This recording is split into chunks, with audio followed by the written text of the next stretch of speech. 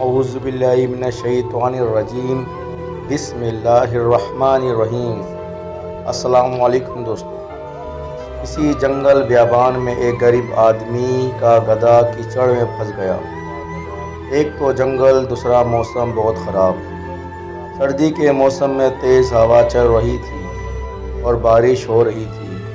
اس مصیبت نے غریب آدمی کو سخت مشتعل کر دیا تھا اور جھنجھلاہٹ کے عالم میں گدھے سے لے کر ملک کے بادشاہ تک سب کو برا بھلا کہہ رہا تھا۔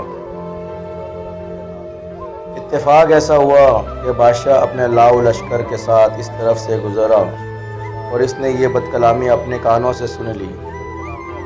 وہ وہیں رک گیا اور اس خیال سے اپنے لشکریوں کی طرف دیکھا کہ وہ اس معاملے میں اپنی رائے دے۔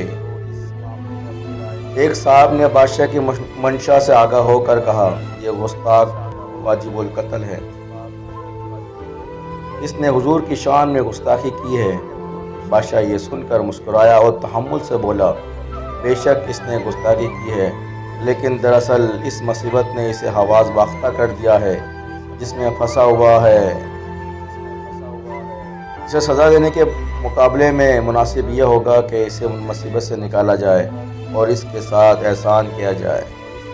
یہ کہہ کر بادشاہ نے نہ صرف اس کا گدھا کیچڑ سے نکلوا دیا بلکہ اسے سواری کے لیے گھوڑا، پوشن اور نقدی بھی عطا کی۔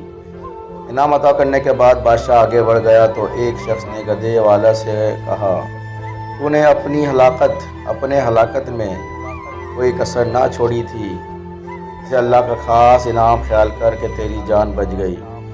وہ بولا، بھائی میں نے اپنی حالت کے مطابق بک بک کر رہا تھا اور بادشاہ نے اپنی شان کے مطابق مجھ پر کرم کیا۔ سچ تو یہ ہے کہ برائی کے بدلے بھلائی کرنا ہی جوان مردوں کا شیوا ہے۔ حضرت سعدی رحمۃ اللہ علیہ نے اس حکایت میں قرآن مجید کی آیت شریفہ کی تشریح کی ہے جس میں فرمایا گیا ہے کہ جو تجھ سے توڑے تو اس سے جوڑ، جو تجھے محروم کرے تو اسے دے۔ اس میں شک نہیں کہ خدائی قانون میں بھی بدلہ اور انتقام لینے کی اجازت ہے، لیکن مقام احسان یہ ہے کہ برائی کرنے والے کے ساتھ بھلائی کی جائے۔